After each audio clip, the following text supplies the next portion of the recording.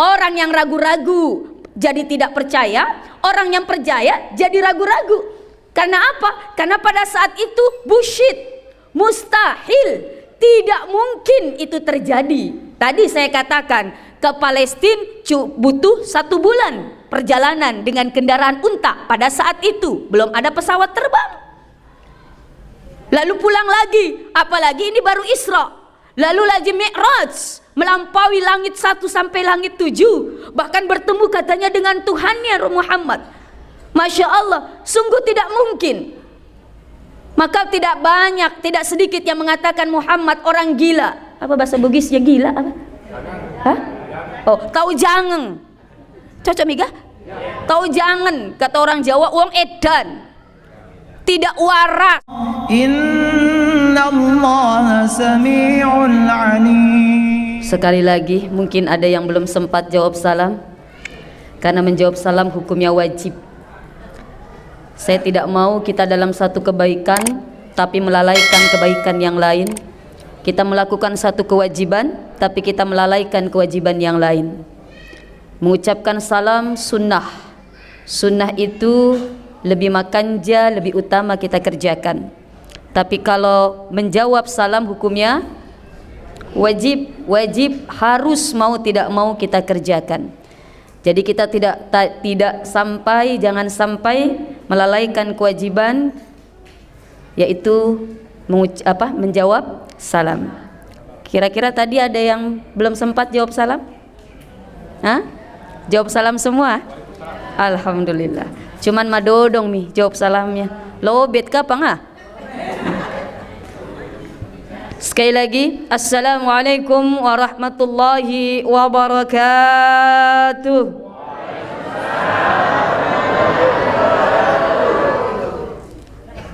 Ada Pak Sulam duduk di bawah tangga. Semoga yang tadi jawab salam insya Allah masuk surga. Buah kedongdong, buah bengkoang, yang jawabnya madodong masuk surganya belakangan. Alhamdulillah. Alhamdulillahilladzi asra bi'abdihi lailan minal masjidil harami ilal masjidil aqsa alladzi kutiba 'alal mu'minina wal mu'minat wal muslimina wal muslimat as-salatu fi kulli yawmin wa lailah. Asyhadu an la ilaha Ashhadu an la ilaha Ashhadu an la ilaha illallah wa ashhadu anna Muhammadan abduhu wa rasuluh la nabiyya ba'dah. Allahumma salli ala sayyidina wa habibina wa syafi'ina wa qurrata a'yunina wa maulana Muhammad wa ala alihi wa sahbihi wa man tabi'a bi ihsan ila yaumiddin, amma ba'd. Ibu-ibu, bapak-bapak, hadirin hadirat, tanpa terkecuali al-abiduna wal abidat, insyaallah dirahmati, diberkahi, diridhoi oleh Allah Subhanahu wa taala. Mohon maaf Pak Haji, saya berapa dikasih waktu, berapa menit? Terserah. Kok terserah.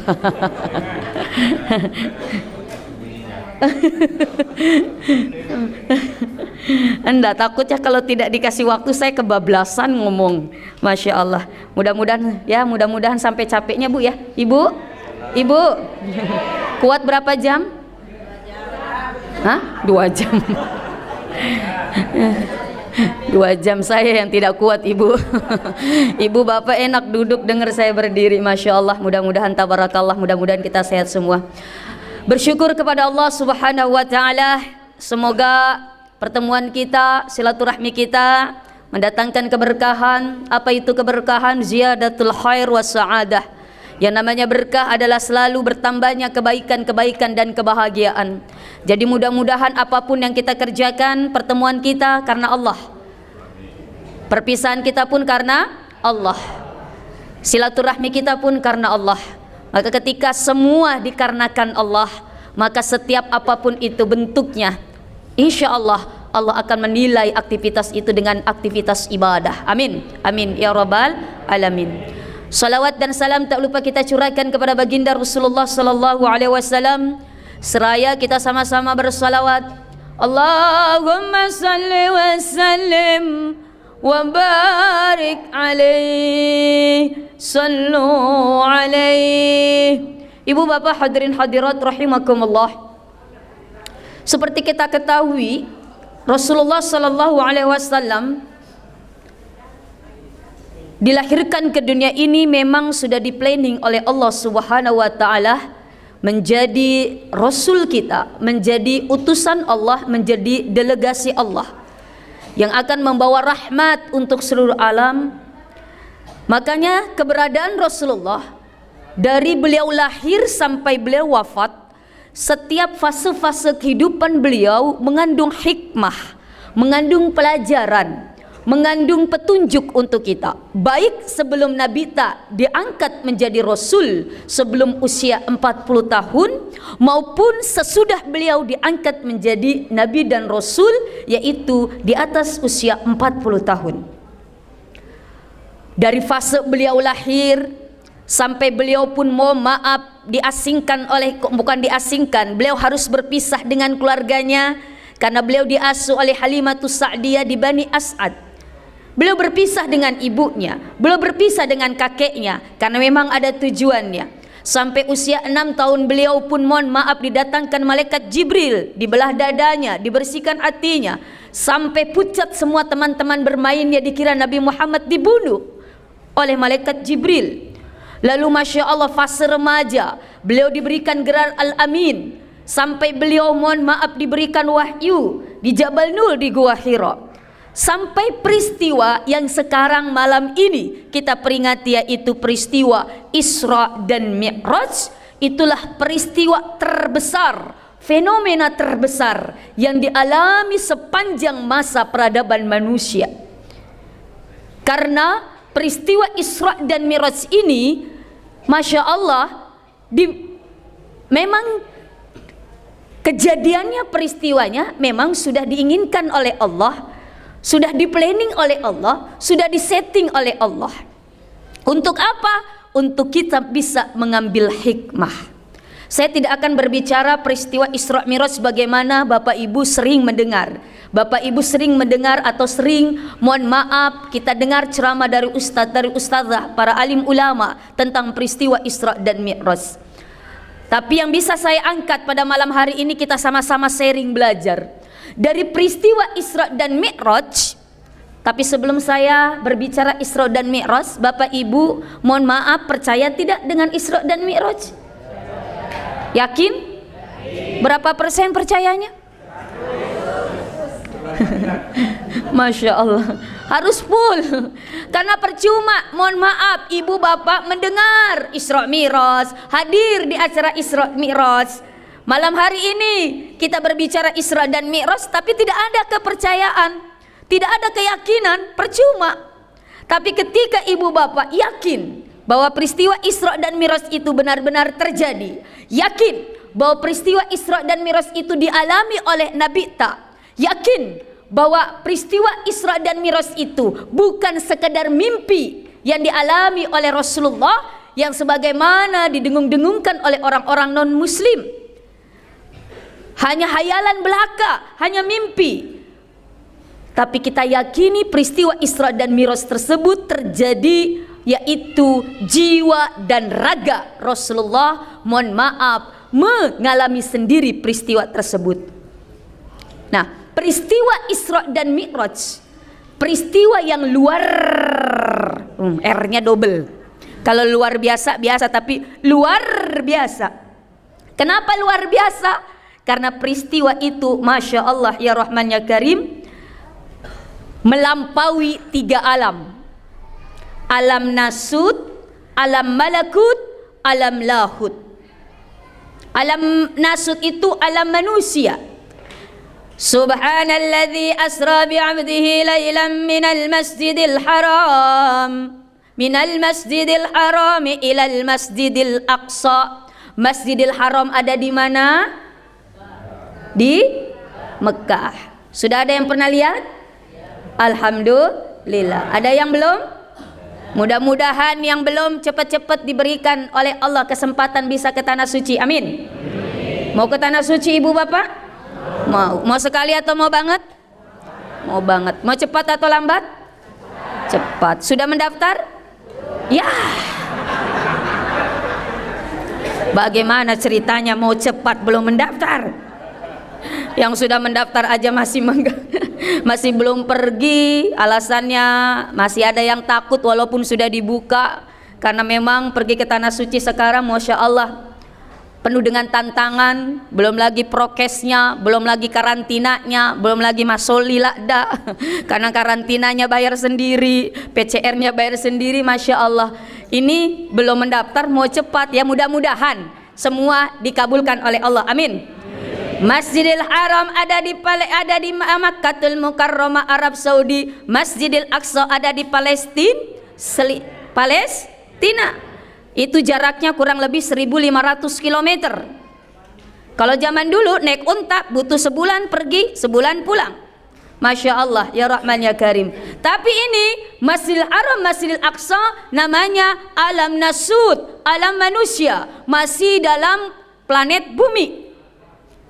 Lalu nanjak lagi alam malakut, melampaui langit pertama, langit kedua.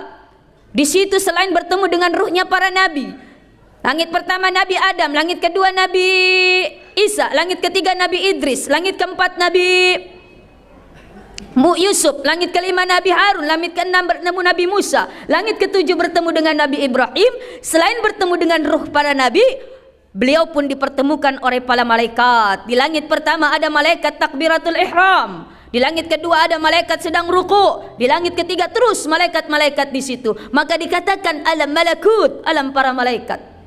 Lalu yang teratas yaitu alam lahud, alam keilahian. Disitulah Allah bertemu dengan Rasulullah sallallahu alaihi wasallam. Bagaimana pertemuannya? Wallahu a'lam bishawab. Hanya Rasulullah yang tahu bagaimana bentuk pertemuan dengan Allah Subhanahu wa taala. Yang jelas di situ berdasarkan hadis memang Masya Allah bertemu dengan Allah Subhanahu wa taala. Melampaui 3 alam. Ternyata Isra dan Miraj tersebut mengajarkan kita tentang 3 perkara. Apa? Yaitu perkara kecerdasan. Kecerdasan intelektual, kecerdasan emosional, dan kecerdasan spiritual. Apa kecerdasan intelektual dari Isra dan Miraj? Bagaimana tidak? Isra dan Miraj mengajarkan kita tentang hebatnya ilmu teknologi. Kalau sekarang orang berbangga-bangga dengan ilmu teknologi, membuat kapal tercepat, membuat teknologi yang jarak jauh bisa dekat, tapi ternyata yang dekat bisa jauh. Betul tidak? Memang dengan HP, mohon maaf, yang kita beda negara pun bisa berkomunikasi, video call, yang jauh jadi dekat. Tapi dengan HP juga yang dekat bisa jauh. Kenapa? Tinggal satu rumah, lagi di meja makan, lagi di ruang tamu, tapi apa? Semua pada pegang HP, tidak ada komunikasi. Kenapa? Karena sibuk dengan HP-nya masing-masing. Betul?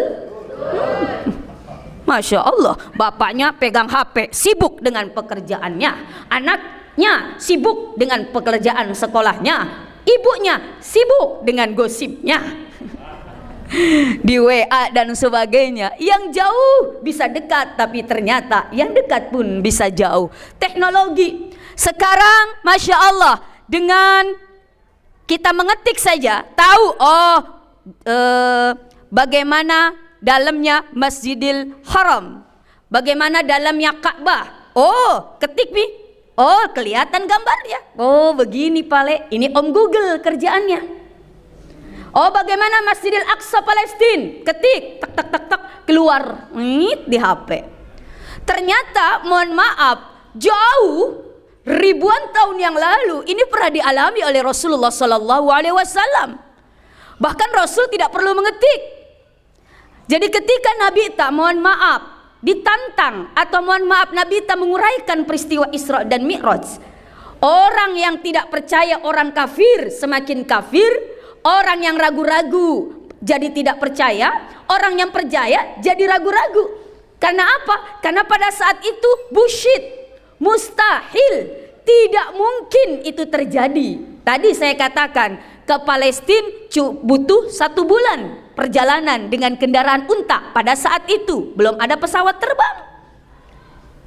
lalu pulang lagi, apalagi ini baru Isra, lalu lagi Mi'raj, melampaui langit 1 sampai langit 7, bahkan bertemu katanya dengan Tuhannya Muhammad. Masya Allah, sungguh tidak mungkin.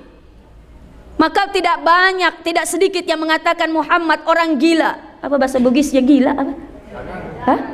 Oh, tahu jangan. Cocok Miga? Tahu jangan, kata orang Jawa, uang edan. Tidak waras, ngawur, mohon maaf, mengarang-ngarang. Kok bisa terjadi? Banyak yang tidak percaya, dan bahkan Rasulullah pun ditantang.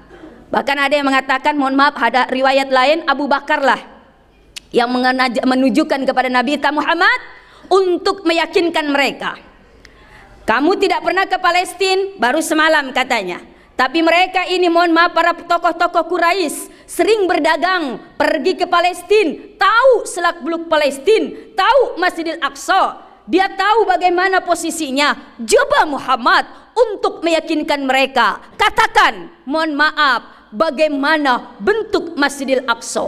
Akhirnya apa? Disetujui oleh Quraisy. Ayo kalau begitu Muhammad, berapa jumlah pintunya, berapa jumlah jendela, warnanya apa, bagaimana bentuk kubahnya, bagaimana pintunya, letaknya di mana. Coba kau katakan kalau memang kamu malam dari Masjidil Aqsa. Kamu kan nggak pernah ke sana, kami sering, kami tahu persis bagaimana posisi Masjidil Aqsa. Rasulullah pada saat itu pun agak bingung, tapi apa? Allah memberikan wahyu, Jibril turun kepada Nabi Muhammad, berikan gambaran sketsa bagaimana Masjidil Aqsa. Turunlah malaikat Jibril pas di hadapan Nabi Ta diperlihatkan bagaimana sketsa Masjidil Aqsa. Dijawab tantangan itu oleh Rasulullah. Masjidil Aqsa bentuknya seperti ini, jendelanya jumlahnya segini, pintunya segini, posisinya segini. Dan pada saat itu serentak orang-orang Quraisy Mekah yang pernah ke sana, yang sering ke sana mengatakan, "Sodakta ya Muhammad." Kamu betul Muhammad, persis apa yang kami ketahui. Itu pelajaran intelektual. Sekarang mau diketik dulu baru keluar, kalau dulu belum. Tapi kata guru saya, nanti besar kemungkinan zaman yang akan datang tidak perlu diketik, akan keluar dengan sendirinya. Jadi mohon maaf, tinggal HP bapak ibu taruh di atas, mohon maaf, di hadapan muka kita. Ini HP ta akan tahu apa yang ada di dalam pikiran kita. Jadi kalau bapak yang ada di pikirannya, saya mau ngeliat wanita seksi, yang ada di kepalanya, Masya Allah, langsung HP pas di atas, di depan mukanya keluar itu wanita seksi. Pakai baju minimalis, yang di atas semakin ke bawah, yang di bawah semakin ke atas. Pak, jujur, jangan ada dusta di antara kita. Seneng melihat wanita seksi? Hah? Suka melihat wanita seksi? Hah? Jujur, jangan ada dusta di antara kita. Sekali lagi, suka melihat wanita seksi? Suka. Masya Allah. Kalau melihat wanita seksi, apa yang diucapkan? Astagfirullah. Melihat wanita seksi, astagfirullah. Kalau seksinya matoa, tapi kalau seksinya malolo, tetap alhamdulillah. Masya Allah. Kalau pada saat itu kita menginginkan, ya Allah, saya melihat bagaimana cuacanya ini, bagaimana suasana ini, jadi ada di pikiran kita, Masya Allah. Itu bisa dideteksi oleh ilmu teknologi, oleh alat canggih tersebut. Bahkan bisa jadi kalau sekarang video call hanya bisa saling menatap, assalamualaikum, senyum. Nanti besar kemungkinan ilmu teknologi bukan hanya menatap, dia pun bisa memegang dengan jarak jauh. Jadi bapak lagi keluar kota, berpisah LDR dengan Beneta, video call. Agak kareba pak, kareba madecing mah. Ini bapak pencet hidungnya yang ada di HP, hidungnya Beneta, tek, itu bisa nanti Beneta kerasa sentuhan kita. Masya Allah. Itu kata guru saya di pesantren, karena canggihnya ilmu teknologi. Nah itu sudah terjadi ketika Rasulullah Mi'raj. Bahkan mohon maaf, kecerdasan manusia mengalahkan kecerdasan para jin. Jadi heran kalau sekarang banyak manusia-manusia yang meminta pertolongan jin. Mau kaya pakai jin, mau jadi pejabat pergi ke Mbah Dukun. Mbah Dukun mainannya apa? Jin. Mau apapun pergi ke paranormal. Padahal apa? Padahal dalam sejarah manusia bisa mengalahkan jin. Sejarah di mana? Di Nabi Sulaiman alaihissalam. Ketika Nabi Sulaiman singkat cerita menginginkan Ratu Balkis masuk ke agama Islam, mengundang Ratu Balkis untuk datang ke singgasana kerajaan Nabi Sulaiman. Maka Nabi Sulaiman untuk memberikan apa? Memberikan sesuatu surprise, kejutan kepada Ratu Balkis, yaitu ratu penguasa negeri Sabah. Dia menginginkan, wahai umatku, rakyatku, siapa di antara kalian yang bisa mampu memindahkan singgasana Ratu Balkis, tercepat pindahkan ke sini. Ada yang namanya jin Ifrit. Siapa namanya?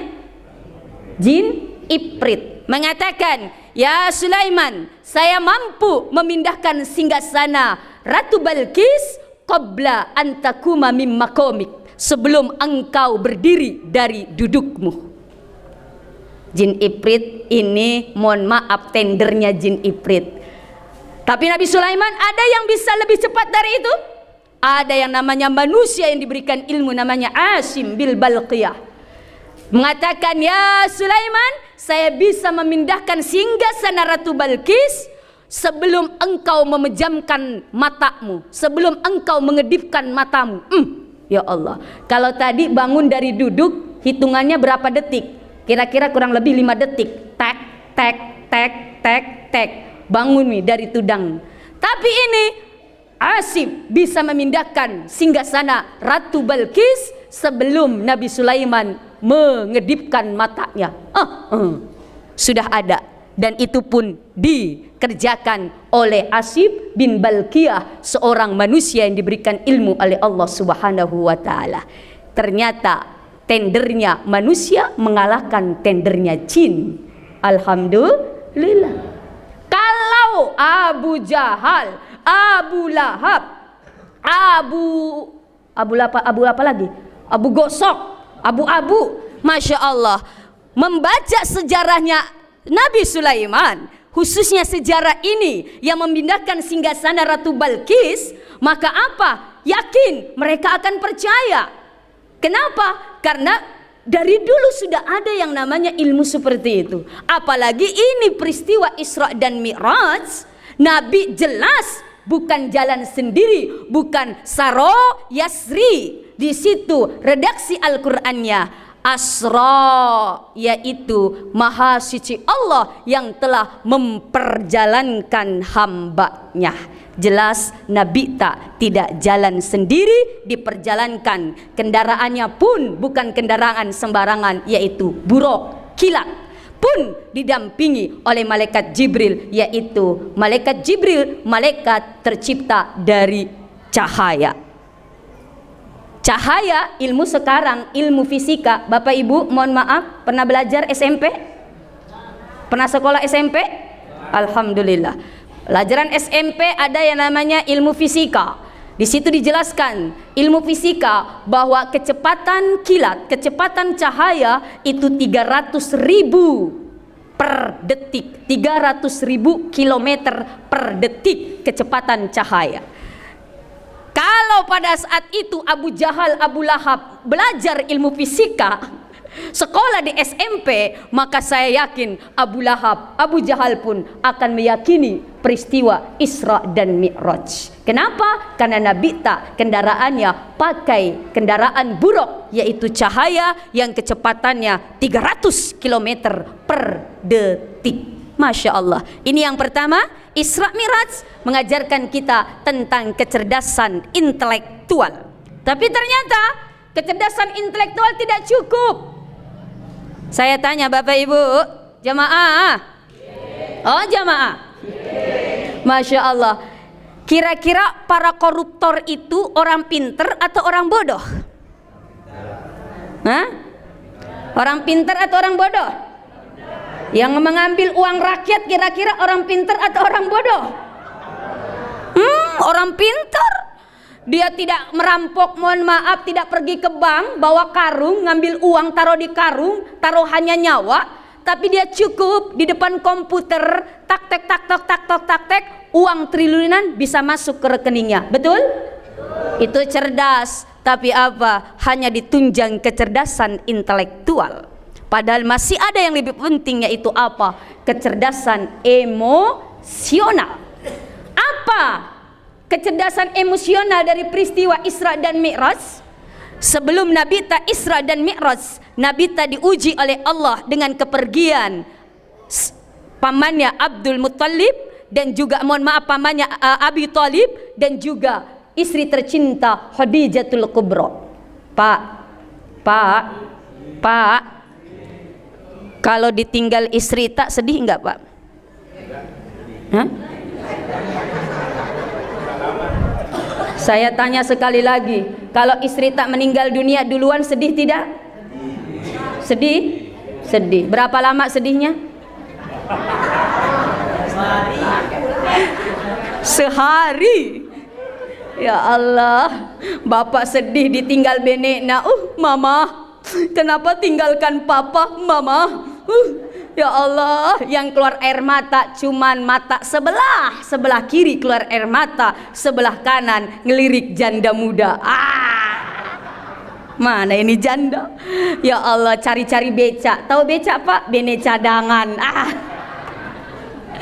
Ya Allah, ya Rahman, ya Karim. Bapak sedih ditinggal oleh istri, walaupun mungkin istrinya mohon maaf penuh dengan kekurangan. Apalagi berbicara istri Rasulullah Khadijatul Kubra. Sosok istri bukan hanya istri, sebagai ibu, karena faktanya Khadijah lebih tua 15 tahun dari Rasulullah. Bisa memposisikan dirinya menjadi teman, karena tempat berkeluh kesah, tempat mengadu Rasulullah. Bisa diposisikan menjadi donatur, karena dengan hartanya, bayangkan Khadijatul Kubra sebelum menikah dengan Nabi menjadi wanita terkaya di Mekah pada saat itu. Bahkan menurut riwayat, sepertiga kekayaan Makkatul Mukarramah itu adalah kekayaan Khadijatul Kubra. Tapi apa? Meninggal. Lalu diuji dengan apa? Dengan yang namanya embargo sebelum kematian Abu Thalib dan Khadijah. Diasingkan Rasulullah. Lalu pergi ke Taif, dihina, dicaci, dilempari batu. Maka di situ dikatakan amul huzni, tahun kepedihan, tahun kesedihan. Masya Allah, diuji oleh Allah bertubi-tubi. Nabi tetap sabar, tetap ikhlas, tetap tabah, tetap bergantung kepada Allah dan yakin kepada Allah. Sehingga apa? Apa yang didapati dari hasil perjuangan kesabaran Rasulullah, yaitu diperjalankan oleh Allah Subhanahu wa ta'ala. Dari peristiwa inilah mengajarkan bagaimana kita bisa memanage yang namanya kecerdasan emosional. Kecerdasan, mohon maaf, menjaga emosi kita agar kita tetap sabar, tabah, ikhlas, tawakal dan berhusnuzon kepada Allah Subhanahu wa ta'ala. Maka di dalam Al-Quran Allah memerintahkan kepada kita, wasta'inu bisabri wassalah. Ketika engkau punya masalah, minta pertolonganlah kalian kepada Allah bisabri, penuh dengan kesabaran. Di situ tampilkan kecerdasan emosional, wassalah, dan disitulah solat adalah apa? Yaitu menampilkan kecerdasan spiritual, kecerdasan keagamaan kita, keyakinan kita. Bapak Ibu hadirin hadirat, ini yang kedua, kecerdasan emosional. Dan yang lebih penting lagi dari peristiwa Isra dan Mi'raj, mengajarkan kita tentang bagaimana kecerdasan spiritual dengan apa diberikan oleh Allah Subhanahu wa ta'ala oleh perjalanan Isra dan Mi'raj adalah apa? Perkara salat. Ketika Nabi tadi alam lahud melampaui 7 langit sampai ke Sidratul Muntaha, di situ bertemu dengan Allah di alam lahut tersebut. Begitu takjub Rasulullah sampai Rasulullah mengucapkan kalimat at-tahiyatul mubarakatus salawatulillah. At-tahiyatul mubarakatuh, penghormatan dan keberkahan memang semata-mata milik Allah Subhanahu wa taala. Tapi Allah mendengar ucapan Nabi ta at-tahiyatul mubarakatuh salawatulillah. Nabi ta pun dijawab oleh Allah Subhanahu wa taala, assalamu alaina wa ala ibadillahis, assalamu alayka ayyuhan nabiyyu wa rahmatullah wa barakatuh. Nabi pun diberikan uluk salam oleh Allah, salam sejahtera untuk engkau Muhammad, rahmat dan berkah Allah untuk engkau. Nabi tak mendapatkan ulukan salam dari Allah, tidak mau dinikmati sendiri. Nabi tak ingat kita umatnya dengan menjawab assalamu alaina wa ala ibadillahis. Mendengar dialog antara Allah dan Rasul, serentak para malaikat pada saat itu mengucapkan asyhadu alla ilaha wa asyhadu anna muhammadar. Kalimat inilah dialog antara Nabi dan Rasul lalu disambung dengan para malaikat. Itulah yang dipakai oleh Rasulullah untuk apa kita baca ketika kita duduk di tahiyat awal dan tahiyat akhir. Nah, sesungguhnya salat itu sesuai dengan tema, mari kita jadikan salat sebagai kebutuhan. Karena banyak sekarang ini mengerjakan sholat hanya sekedar kewajiban, hanya sekedar menggugurkan kewajiban. Padahal sesungguhnya sholat adalah kebutuhan kita. Kebutuhan apa? Untuk memenuhi kecerdasan spiritual kita. Lagi punya masalah, datang kepada Allah. Lagi ada mohon maaf problematika, datang kepada Allah. Maka yakinlah Allah akan memberikan rasa sakinah. Makanya solat itu diartikan di dalam kitab fikih, as-salatu lughatan doa. Solat secara bahasa adalah doa. Kenapa? Karena inti daripada solat adalah meminta kepada Allah. Sedangkan menurut syar'an, as-salatu syar'an, solat menurut syariat, af'alun wa aqwalun mahsusatun muftatahatun bitakbir wa muhtatamatun bitaslim. Salat adalah perkataan, perbuatan yang khusus. Jadi khusus. Tidak semua perkataan, tidak semua perbuatan, tapi yang khusus. Muftatahatun yang diawali dengan takbir, wa muhtatamatun bitaslim yang diakhiri dengan salam. Jadi yang namanya salat, Allahu Akbar, mulai salat sampai wa muhtatamatun bitaslim diakhiri dengan salam. Assalamualaikum warahmatullah. Tengok kanan wajib. Assalamualaikum warahmatullah. Tengok kiri sunnah. Jadi kalau bapak ibu sholat di assalamualaikum warahmatullah, tengok tiba-tiba mohon maaf bannya kempes yang di bawah, push, keluar angin. Apa bahasa Bugisnya? Apa? Oh, metu. Kalau bahasa Jawa metu itu keluar. Kalau ini itu cocok nih keluar nih tuh, keluar angin, metu, push. Assalamualaikum warahmatullah. Ush. Sudah cukup musung pajang tak? Sudah sah. Nggak perlu ambil air wudhu, nggak perlu mengulang salat tak? Karena sudah menunaikan kewajiban. Karena salam kiri sunnah. Masya Allah, nggak perlu. Tapi jangan juga, wah Allah lebih parah lagi, udah keluar push assalamualaikum, tidak sah musung pajang tak. Masya Allah ya Rahman ya Karim. Nah, syariat salat yaitu dari sesudah takbir sebelum salam. Itulah yang namanya salat yang diatur. Sallu kama ra'aitumuni usalli. Salatlah kalian semua sebagaimana engkau lihat aku salat. Diajarkan oleh Rasulullah. Di dalam, mohon maaf, hadis-hadisnya dari takbir sampai salam, bagaimana i'tidal, bagaimana ruku, bagaimana sujud dan sebagainya. Nah, banyak yang sholat, hanya saya yakin, mohon maaf Bapak Ibu di sini, semua insya Allah adalah al-abiduna wal abidat, para hamba Allah, al-musallin, ya Allah yang mengerjakan sholat. Tapi mari kita introspeksi diri pribadi saya, usikum binafsi, saya menasihati diri pribadi. Kita harus semakin hari sholat kita semakin bermakna. Karena kebanyakan sholat hanya sekedar menggugurkan kewajiban tadi, sehingga gerakan tidak diperhatikan, bacaan tidak diperhatikan. Allahu akbar. Bismillahirrahmanirrahim.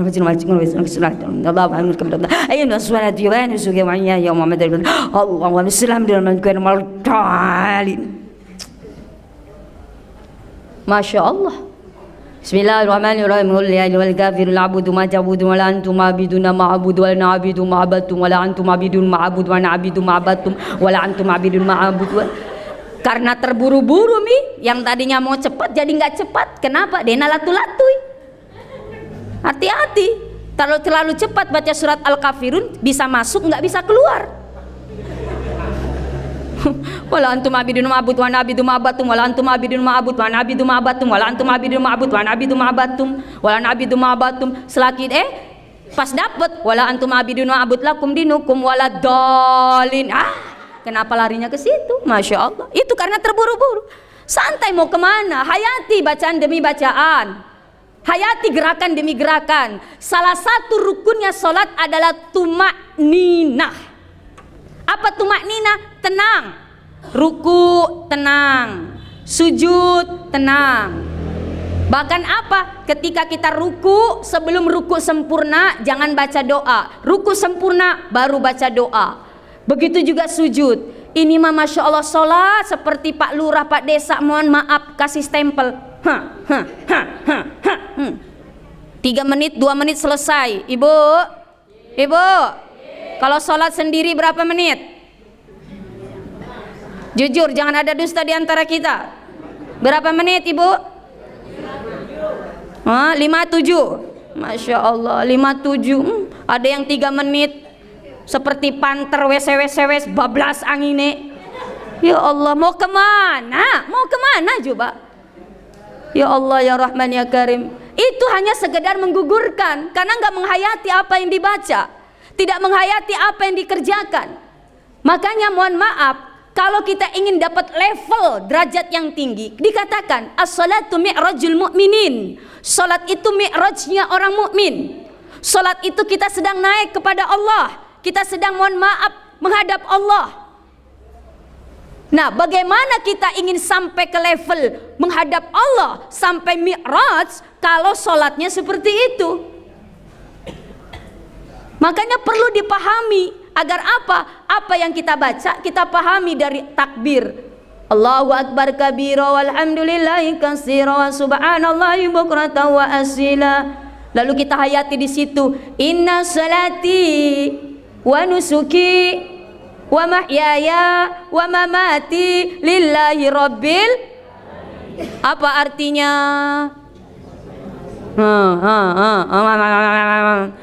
Inna salati, sesungguhnya salatku, wa nusuki, ibadahku, lalu apa lagi?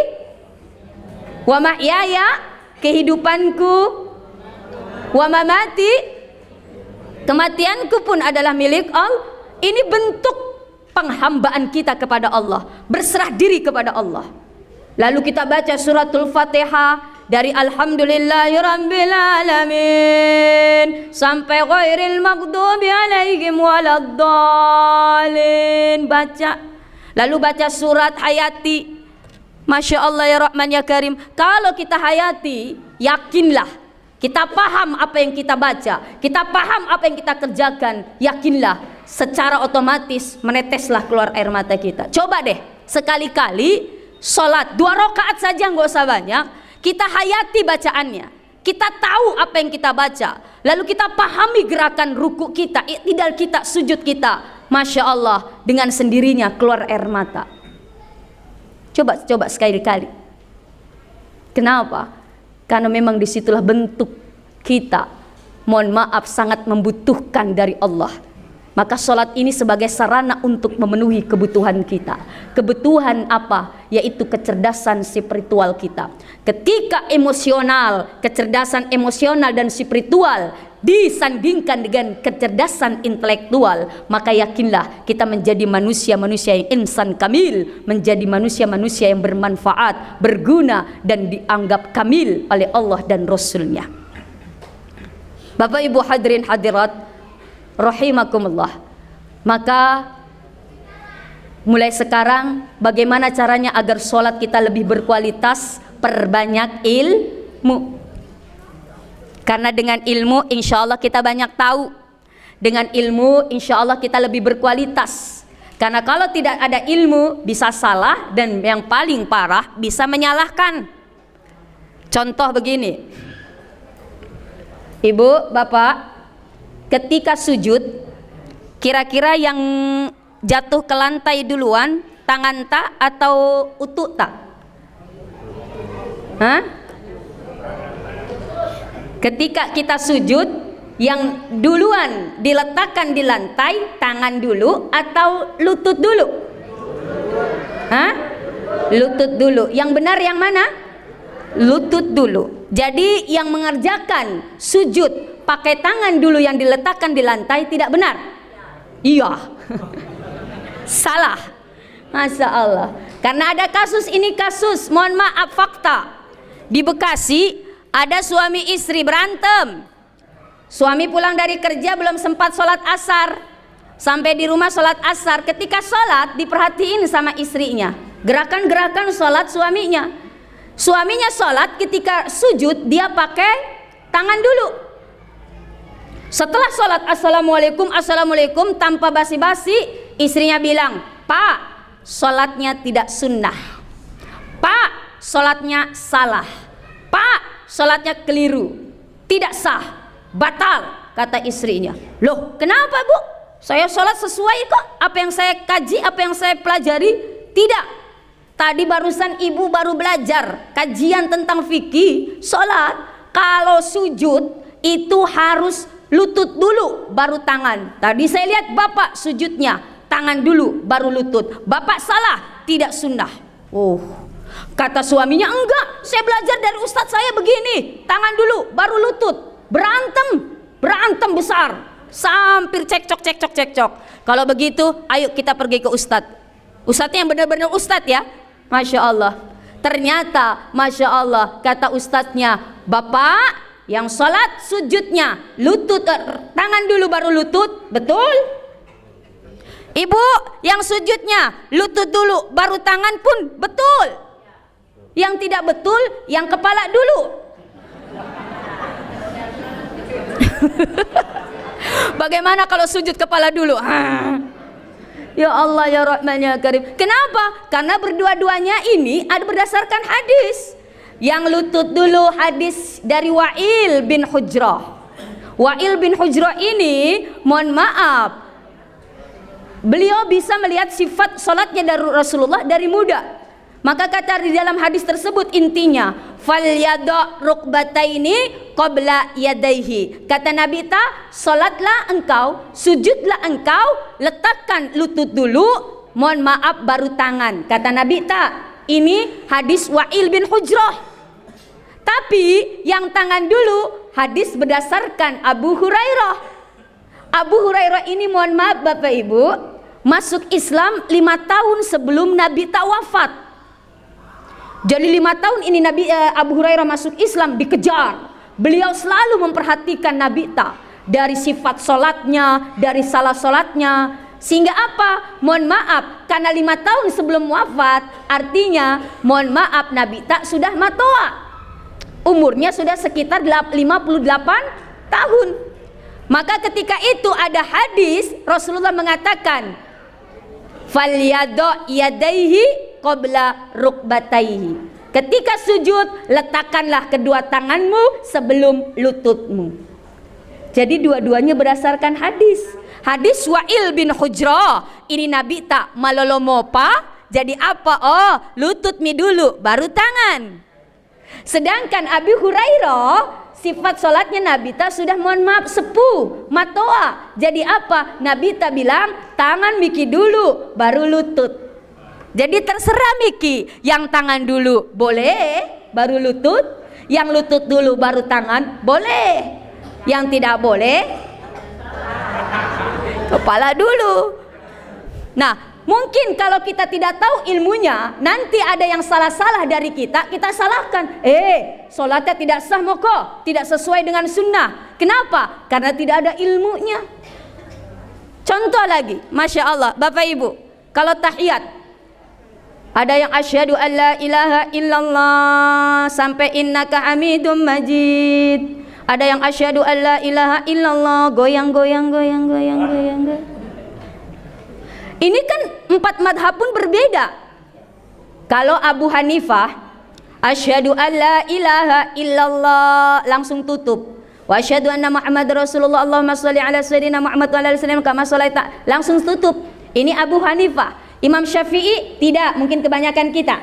Asyhadu an la ilaha illallah wa asyhadu anna Muhammad Rasulullah, Allahumma sholli ala sayyidina Muhammad kama sholaita ala sayyidina Ibrahim wa ala ali sayyidina Ibrahim innaka Hamidum Majid. Tutup itu.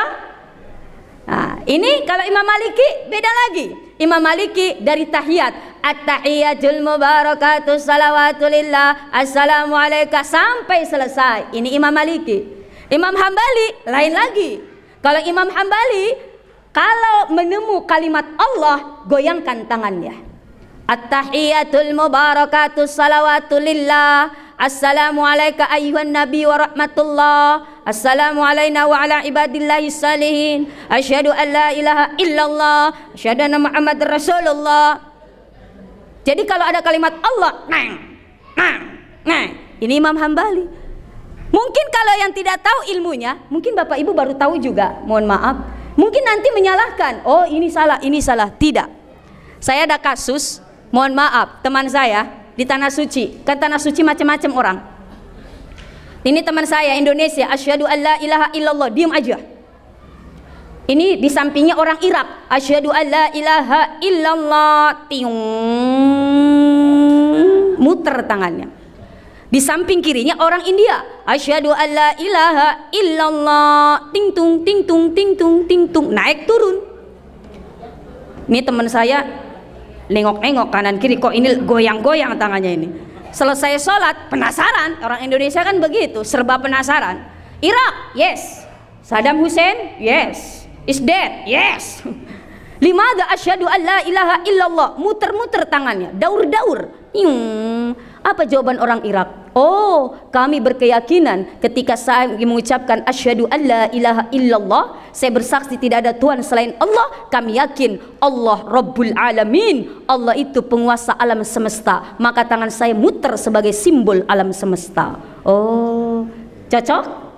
Cocok. Masuk akal? Masuk akal. Dikairi lagi, India, yes. Sahrukan kuch hota hai, yes. Limada asyhadu an la ilaha illallah, naik turun, ting tung. Oh, dia menjawab, oh kami berkeyakinan, saya bersaksi tidak ada Tuhan selain Allah, Allah Rabbus samawati wal ard, Allah itu penguasa langit dan bumi, maka tangan saya naik turun sebagai simbol langit dan bumi. Oh, cocok? Cocok, masuk akal. Giliran dia Indonesia, yes. Bali, yes. Teroris, yes. Limada asyhadu an la ilaha illallah, diam aja. Oh, teman saya bingung apa jawabannya ini. Oh, teman saya pun bilang begini, oh kami berkeyakinan asyhadu an la ilaha illallah, lurus ke depan, nastaqim fi ibadatillah, harus lurus beribadah kepada Allah, nggak boleh goyang kanan kiri atas bawah naik turun. Cocok juga tuh? Cocok. Dan ini kul huwallahu ahad katanya, Allah itu satu.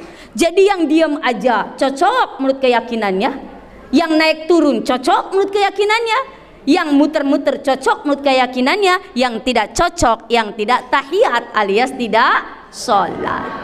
Jadi jangan kita sibuk dengan perbedaan, jangan kita ramai dengan perbedaan ibadah di antara kita, karena itu tidak akan bisa, mohon maaf, membuat kita menjadi mulia. Tapi apa? Hormati perbedaan, hargai perbedaan, yang penting kita sama tujuannya, tidak menyalahi syariat. Dan mudah-mudahan sholat kita tadi bukan hanya sekedar menggugurkan kewajiban, menjadi kebutuhan kita. Bagaimana caranya agar sholat? Karena di dalam Al-Quran Allah mengatakan, a'udzubillahi minasyaitonirrajim, qad aflahal mu'minun, sungguh bahagia orang-orang mukmin. Siapa orang mukmin yang bahagia? Alladzina hum fi salatihim khashi'un, yang mana orang mukmin yang bahagia adalah orang-orang yang di dalam salatnya khashi'un, orang-orang yang khusyuk, orang-orang yang konsisten, orang-orang yang konsentrasi. Karena salat itu ada yang khashi'un, ada yang sahun, ada yang yuraun. Ini mudah-mudahan kita yang pertama. Salat yang sahun itu siapa? Yang salatnya lalai. Apa lalai? Tidak diperhatikan salah satunya rukun-rukun salat, tidak diperhatikan syaratnya salat. Syaratnya salat wudu, membersihkan diri dari hadas kecil dan hadas besar. Maka perhatikan juga syaratnya ini salat, yaitu wudu. Jangan asal-asalan wudunya. Kadang kita wudu, apalagi ibu yang sudah pakai bedak, bedaknya 5 cm, Masya Allah, bibirnya bimoli, bibir monyong 5 cm, ya Allah, takut bedaknya luntur wudunya. Padahal apa? Faghsilu wujuhakum wa aydiyakum ilal marafiq. Basuhlah, cucilah, bukan usaplah, tapi basuhlah, cucilah mukamu ketika wudu dan juga tanganmu ketika wudu ilal marafiq, sampai ke sikut. Jadi yang betul wudu itu khususnya ketika tangan, mohon maaf, air baik dari kran maupun dengan ember, yang betul itu dari jari-jari turun ke sikut, bukan dari sikut turun ke jari-jari. Kebanyakan bapak ibu, mohon maaf, saya lihat wudu begini. Betul? Iya. Padahal di dalam Al-Quran, faghsilu wujuhakum wa aydiyakum ilal marafiq, artinya ilal marafiq, sampai ke siku. Kalau berbicara sampai ke siku, artinya sikut belakangan, sampai dari jari-jari sampai ke siku. Ini apa? Sikut dulu baru jari-jari. Mulai sekarang ayo berubah. Begini caranya. Sikutnya belakangan, agar syaratnya kita sempurna. Menutup aurat syarat. Perhatiin ibu, auratnya perempuan jami'ul badani ilal wajhi wal qafain, seluruh anggota tubuh kecuali wajah dan telapak tangan. Ini auratnya perempuan menurut Imam Syafi'i. Kalau Imam Hanafi, kaki bukan aurat, telapak kaki bukan aurat. Maka jangan heran ibu yang pernah ke tanah suci melihat orang Mesir, orang India, kakinya telanjang tidak ditutup. Betul? Kenapa? Mengikuti mazhab Imam Hanafi. Kalau Imam Syafi'i itu aurat. Jadi ibu kalau ngelihat teman tak lagi mesum pajang, kakinya kelihatan, tolong ditutupi. Kalau kita lihat, tolong ditutupi agar benar-benar auratnya tertutup. Makur urane baina surroh ila rukbah, auratnya dari posi sampai utuh itu minimal auratnya laki-laki. Jadi kalau bapak magalung, tiba-tiba macarepa mi baju tak, sarung bawang mi yang ada, sholat sudah habis, mohon maaf, waktu sholat sudah hampir habis. Kalau dia nak mesum pajang, laba si mesum pajangku. Mesum pajang ki pakai sarung saja. Yang terpenting sudah tertutup antara pusat tak sampai lutut tak, sudah sah mesum pajang tak, daripada dia nak mesum pajang. Betul? Oke? Masya Allah. Tapi saya pernah ceramah di Polman, Sulawesi Barat. Setelah saya ceramah maulid, ada orang bilang, panitia, ustazah, iya, di sini ada aliran. Kenapa? Ada, mohon maaf, orang mesum pajang, aliran Islam, iya, agamanya Islam, Tuhannya Allah, nabinya Nabi Rasulullah, kitabnya Al-Quran. Tapi sholatnya ustazah, iya sholatnya sholat juga, iya. Tapi sholatnya ustazah, iya tapi apa? Musung pajang nak malojo-lojo. Ya, kok bisa saya bilang malojo-lojo? Iya. Alasan mereka apa? Gare, kata mereka ustazah, kita kan lahir ke dunia ini dalam keadaan malojo-lojo. Betul Mito? Betul tidak? Ada yang sholat, mohon maaf, lahir ke dunia sudah pakai pakaian, ada? Ya gagak, pasti malojo-lojo. Jadi ketika kita lahir ke dunia dalam keadaan malojo-lojo, telanjang, maka ketika sedang menghadap Tuhan, sholat itu kan menghadap Tuhan, harus dalam keadaan, mohon maaf, seperti kita dilahirkan ke dunia ini. Tidak ada yang ikut urusan dunia, karena pakaian itu dunia menurut mereka. Jadi nggak ada yang boleh ikut. Jadi ya sholatnya melojo-lojo. Saya penasaran. Angka gak sholat musung pajang mabere jama?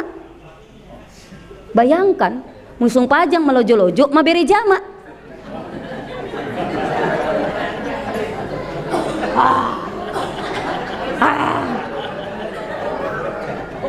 Yang lebih parah, ibu-ibu ikut musung pajang barisan di belakang. Ketika ruku, Allah, apalagi ketika sujud, ya Allah, kelihatan mana loncengna, ya Allah ya Roh, ini sudah jelas menyalahi aturan. Syarat musung pajang adalah menutup aurat. Itu sudah dijelaskan tadi auratnya. Rukunnya salat. Apa perbedaan syarat? Kalau syarat di luar daripada ibadah salat, sedangkan ruku masuk dalam aktivitas salat. Salah satu rukunnya salat tadi, tumaknina, tenang. Rukunya tenang, i'tidalnya tenang. Masya Allah, i'tidal selaras antara, mohon maaf, ini punggung. Kalau kata Rasulullah, kalau kita naruh gelas di atas gelas, mohon maaf, gelas yang isinya air di atas pundak itu tidak goyang, maka itu sudah sempurna ruku kita. Lalu sujudnya bagaimana? Masya Allah, tumaknina, jangan kita terburu-buru sehingga apa? Benar-benar salat kita hayati dan benar-benar menanamkan kecerdasan spiritual di dalam diri kita. Belum lagi gerakan salat mengajarkan kita optimis. Ada gerakan turun, bawah, naik, turun lagi, ruku, sujud. Ini mengajarkan kita orang Islam harus optimis. Ketika di bawah, jangan putus asa. La tai'assu min rauhillah. Bangkit kamu dari sujudmu, berdiri. Tapi ketika berdiri pun kamu jangan sombong. Selalu ingat ke bawah, ruku, sujud. Bahkan kita mencium tanah. Ini sebagai bentuk kalau kita tidak ada apa-apa nilainya di mata Allah Subhanahu wa ta'ala. Salat mengajarkan kita tawadu, tidak maborro, dia nama cingkang, karena sehebat apapun kepala ini akan tunduk, akan mencium tanah kepala ini di hadapan Allah Subhanahu wa ta'ala. Mudah-mudahan sekali lagi dengan hikmah Isra dan Mi'raj, kecerdasan intelektual kita, kecerdasan emosional, dan terlebih lagi kecerdasan spiritual kita akan bertambah di dalam diri kita, sehingga kita menjadi manusia-manusia yang insya Allah menjadi manusia yang diridhoi oleh Allah, dirahmati oleh Allah, dibimbing oleh Allah. Dan mudah-mudahan salat kita setiap harinya semakin makanja, semakin lebih baik lagi, semakin khusyuk. Amin, amin ya rabbal alamin. Kalau salat kita sudah makanja, maka kita akan dibingkai dari salat itu, yaitu menjadi manusia yang terbebas dari perbuatan keji dan mungkar. Inna salata tanha anil fahsya'i wal mungkar. Dan salat bukan hanya sekedar syariat saja, mudah-mudahan kita naik levelnya menjadi apa? Torikot. Torikot itu adalah jalan menuju mengetahui atau memahami Allah. Kalau syariat sesudah takbir dan sebelum salam itu salat syariat. Tapi kalau tarikat kita kerjakan sebelum takbir dan sesudah salam. Apa yang kita kerjakan? Nilai-nilai dari salat apa yang kita tanamkan, yang kita aktualisasikan dalam kehidupan kita? Apa yang kita kerjakan antara salat subuh dan zuhur? Apa yang kita lakukan antara asar dan maghrib? Apa yang kita kerjakan antara maghrib dan isya? Apa yang kita kerjakan antara isya dan subuh? Jangan sampai salat kita rajin, tapi apa? Habis pahala salat kita karena yang kita kerjakan antara sholat satu dengan sholat yang lain. Contohnya, jaga mata kita, jaga telinga kita, jaga mulut kita. Bu, jangan sampai pura nih musung pajang. Mau kena tak kerudung tak taruh di belakang pintu digantung. Pergi ke mabali bola. Mabali bola. Gare. Apa? Gare apa? Itu anaknya itu Ibu Haji. Magai. Baru 4 bulan. Mi mana? 4 bulan mi botin. Mi mana? Agak tuh. Datanglah. Iya, gare. Masya Allah. Menceritakan aib orang lain, menceritakan kejelekan orang lain. Na'udzubillah. Hancur ibadah sholat kita. Fitnah orang lain, hancur pahala sholat kita. Habis, kata Rasulullah, seperti api membakar kayu bakar. Tak tak tak tak tak tak tak, capuni, tidak tersisa apa-apa. Setengah mati kita. I'tidal, ruku, sujud, berapa rakaat, tapi sia-sia, tidak tercatat dinilai Allah Subhanahu wa Ta'ala. Jadi kita jaga hablum minallah dan juga hablum minannas. Mudah-mudahan ada manfaatnya. Sebelum ditutup, saya kasih kenang-kenangan dulu sholawat. Mau sholawat Ibu Bapak?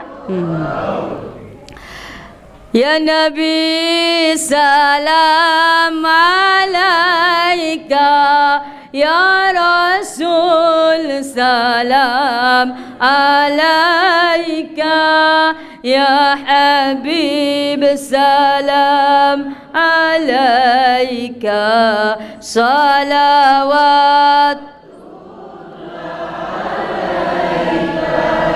asyraqal badru علينا فاهتفت منه البذور مثل حسنك ما رأينا قط يا وجه السرور الله يا نبي سلام عليك Ya Rasul salam alaika, ya Habib salam alaika, salawatullah alaika. Salawat yang lain. Salli wa sallim daiman ala Ahmada, salli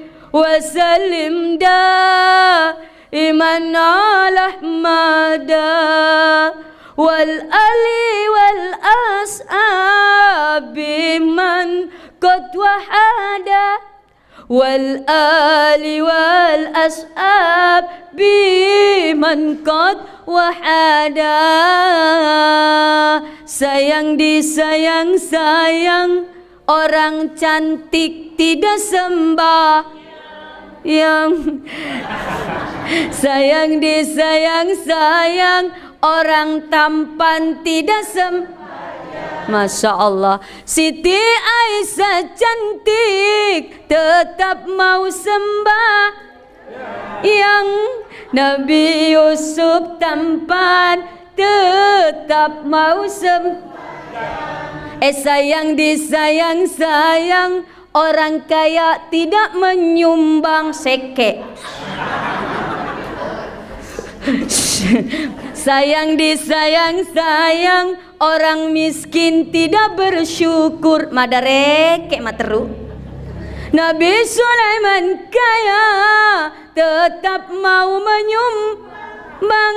Nabi Isa miskin tetap mau bersyukur.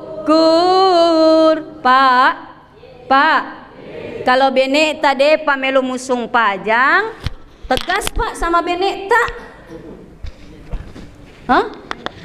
Tegas. Karena Bapak dosa istri jadi dosa Bapak. Bapak adalah pemimpin keluarga. Ar-rijalu qawwamuna 'alan nisa. Ya ayyuhalladzina amanu qu anfusakum wa ahlikum naro. Tugasnya Bapak. Dosa istri, dosa Bapak. Tapi dosa Bapak bukan dosa istri. Enaknya itu. Uang suami pasti uang istri, tapi uang istri bukan uang suami. Betul Ibu? Suami semua uang milik istri. Alhamdulillah. Tegas Pak, kalau dia musung pajang Bu, sholat. Kenapa Pak kalau tidak sholat? Kalau tidak sholat pilih 2 pilihan. Apa Pak 2 pilihan? Diganti atau ditambah? Saya rasa takut Ibu. Ibu, kalau disuruh pilih antara diganti dengan ditambah, Ibu pilih mana? Pilih sembahyang, betul. Aman. Sayang disayang sayang, suamiku istriku tersayang, tidak sembahyang. Bapak, Ibu, kalau Bapak Depa Melo Musung Pajang nyanyiin juga. Sayang disayang sayang, suamiku berkumis tidak sembahyang. Yang ada, saya menyinggung yang berkumis yang tidak sembahyang. Di sini sembahyang semua. Suamiku juga berkumis tapi rajin sholatnya. Suamiku giginya sipoh tidak sembahyang. Ya Allah, matoa Depa Melo Musung Pajang. Tapi mudah-mudahan keluarga kita keluarga yang sakinah mawaddah warahmah. Amin. Keluarga yang selalu bersama-sama, bukan hanya di dunia kelak nanti, antil fil jannah, sampai ke surganya Allah. Amin. Amin ya rabbal alamin. Demikian yang bisa kami sampaikan. Mohon maaf dengan segala